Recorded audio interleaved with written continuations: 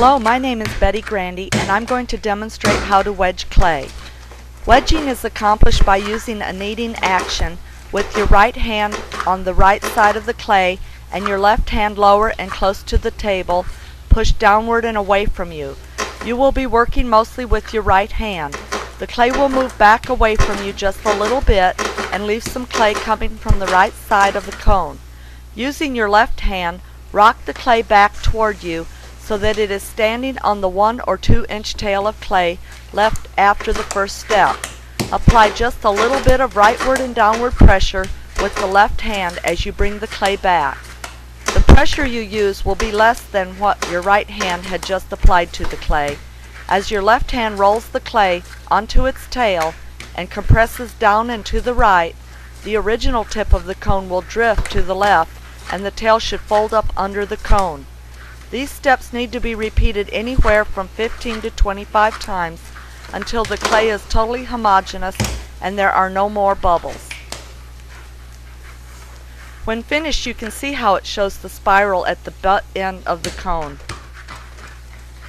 I like to have the cone as balanced as possible all the way around to speed up the centering process when placing it on the pottery wheel. Also, by having a point when placing on the pottery wheel, it will help compress the bottom of the pot to avoid cracks.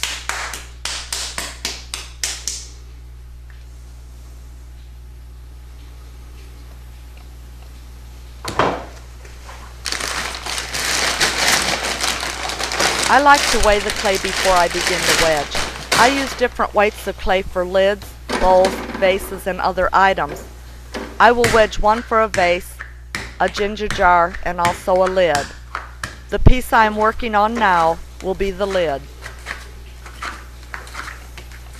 Again, pushing downward and away from you, then using rightward and downward pressure.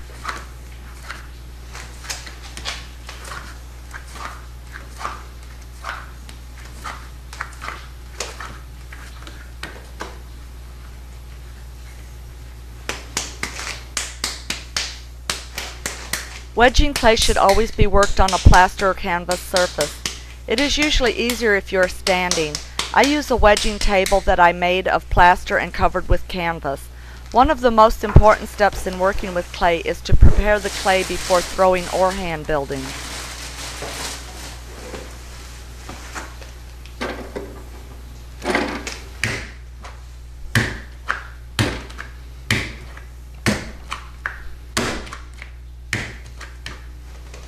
Again, I will be pushing downward and away from me, and then using my rightward and downward pressure. You can see how the clay is folding itself inwardly with the kneading action. Wedging the clay helps to make sure that the clay is homogeneous in stiffness and does not have any air pockets. When there are bubbles in your clay, it can trap the air, and while throwing the pot, it will cause it to go off center.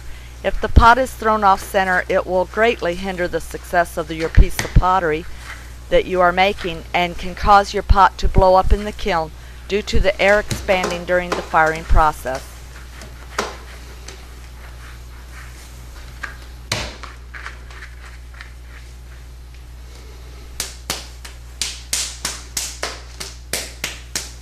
These wedge pieces of clay are now ready for use on the pottery wheel.